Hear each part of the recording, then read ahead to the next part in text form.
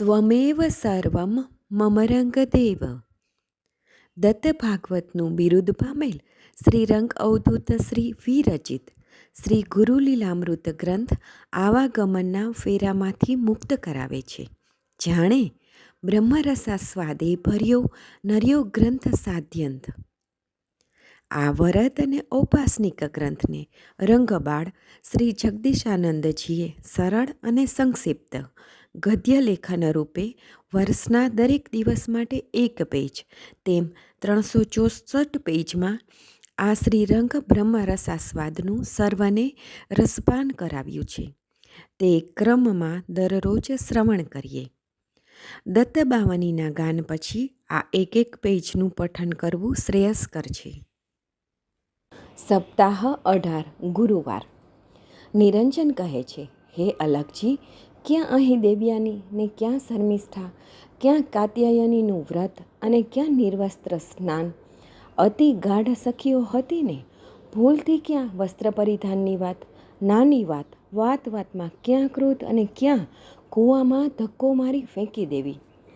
ક્યાં યયાતિરાજનનું પાણીની તરસ છીપાવવા જલ શોધતા ત્યાં આવવું, ક્યાં દેવ્યાનીનો જમણો હાથ ઝાલી બહાર કાઢવી, ક્યાં તેના નગ્ન શરીરને અજાણતાથી પણ જોવાઈ જવું.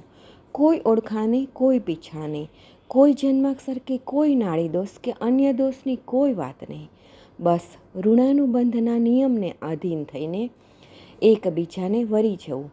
ક્યાં કચ્ચનો શાપ અને અંતે વૃષપર્વાએ શુક્રાચાર્યનો શાપ ટાળવા પોતાની પુત્રીને દાસી તરીકે દેવ્યાનીના સંગ વળાવી. શું તે સમયે વૃષપર્વાને કે શર્મિષ્ઠાને એવો વિચાર નહીં આવ્યો હોય કે આ મારી પુત્રીને જ તેને ધક્કો મારીને કૂવામાં ફેંકી દીધી હતી, તો તેનો એ બદલો વાળી તેને મારી તો નહીં નાખે ને? શું દેવ્યાનીને પણ વિચાર નહીં આવ્યો હોય કે આ પેલી જેણે મને નગ્નાવસ્થામાં જ કૂવામાં ફેંકી દીધી હતી, જો તે મારી દાસી બનીને આવશે તો કદાચ મારા જીવનમાં કોઈ અનર્થ તો નહીં કરે ને? નિરંજને કહ્યું, મને તો આ બધું સમજાતું નથી. અલખજી, આપ જ મને જરા સમજાવો કે આ બધું શાને થાય છે? આ બધી ઘટમાળ કોણ ઘડે છે ને ઘડતા પહેલાં કોને નિમિત્ત કરે છે? અલખજીએ નિરંજન સામે જોયું. નિરંજન તો આ બધા પ્રશ્નોથી અને શંકા કુશંકાથી સાવ શૂન્યમનસ્ક થઈ ગયો હતો. થોડી વાર તો વિચાર શૂન્ય થઈ ગયો. બસ એટલે જ બબડ્યા કરતો હતો કે આ શું શાપ છે કે ઋણાનુબંધ છે, એને કંઈ સમજાતું નથી. અલખજી કહે છે કે, હે જિજ્ઞાસાવૃત્તિવાળા વત્સ, આ બધી જ ઘટમાળ તને અત્યારના વર્તમાન સમયની લાગે છે, પણ દીકરા, વર્તમાન સમયમાં જે કંઈ તું જોઈ રહ્યો છે તે પૂર્વજન્મના કર્મોને અધીન જ છે. પૂર્વજન્મના કેટલાક પાપ કર્મને હટાવવા માટે કેટલાક સંતો આશીર્વાદ આપે છે, કેટલાક વિધિ વિધાન કર્મ બતાવે છે, કારણ કે સિદ્ધ સંતો જ પોતાને શરણે આવેલા શરણાર્થીઓના ભૂત ભાવિ વર્તમાનને જાણતા હોય છે, અને શરણાર્થીઓને પણ જે તે સંત સાથે પૂર્વનો નાતો હોય છે, અને તે નાતો સંતો સિદ્ધો જાણતા હોય છે. માટે જે તે સંતો પોતાનો જેની સાથેનો પૂર્વકર્મનો નાતો હોય તે પ્રમાણે તેને શુભ આશીર્વાદ આપતા હોય છે, અને તે આશીર્વચનમાં જ પોતાનો કર્મભાગ જુએ છે, અને જે અશક્ય છે તેને પૂર્વજન્મનો દોષ કાઢીને વર્તમાન જગતમાં જે તે ઈચ્છિત ફળ આપે છે. અને તે શરણાર્થી આ સેવા ધર્મ શ્રીચરણોમાં અતિ શ્રદ્ધાભાવથી કરતા હોય છે.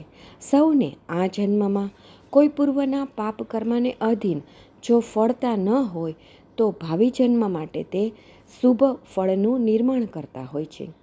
સંતના, મા બાપના, સિદ્ધોના, બ્રાહ્મણના હૃદયના સાત્વિક ભાવથી નીકળેલા અતિ પ્રસન્ન ઉદ્ગારો ક્યારેય નિષ્ફળ જતા નથી. કર્મનો સિદ્ધાંત એટલો ગહન છે કે કોઈને દીધેલો અભિશાપ વર્તમાન માટે દુઃખદાયક હોય છે, પણ ભવિષ્ય માટે સુખદાયક નીવડે છે. અતિ દુઃખદાયક ઘટનાને આપણે બધા જ જાણીએ છીએ કે કૈકેયીએ રાજા દશરથ પાસે ભરતને રાજગાદી અને રામને વનવાસના વરદાનની માગણી કરી. કેટલો વિરોધાભાસ!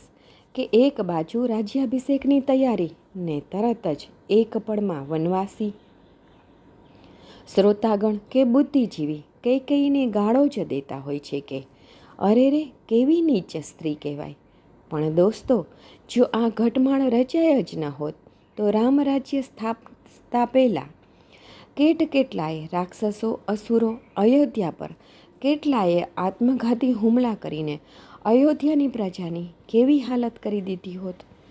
આ તો કૈકેયીના પ્રચ્છન્ન વરદાને અને આજ્ઞાને લઈને જ રામ વનવાસ ગયા, કેટલાય અસુરોનો નાશ કરી અંતે લંકાના અજેય રાજવી રાવણનો પણ નાશ કર્યો.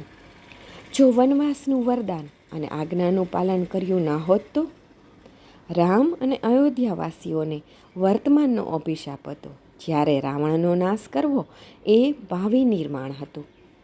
જીવનમાં જે તે થતી ઘટમાળને આમ સમજતાને સ્વીકારતા આવડવું જોઈએ. એનું નામ જ સ્વાધ્યાય. જો હોના હે સો હોના હે, જો ખોના હે સો ખોના હે, સબ સૂત્ર પ્રભુ કે હાથો હે, ફિર ચિંતા કાહે કરે પ્યારે. અવધૂતી આનંદ, ભજન નંબર 205, પાના નંબર 182, પંક્તિ નંબર 1. મમત્વ સ્વપ્ને ના લહે, અંતરનિષ્ઠ સદાય, આત્મતૃપ્ત આત્મગ્ન એ, કરી કરે ન ક્યાંય. શ્રી ગુરુ લીલામૃત, અધ્યાય 20, દોહરો 34. અવધૂત ચિંતન શ્રી ગુરુદેવ દત્ત.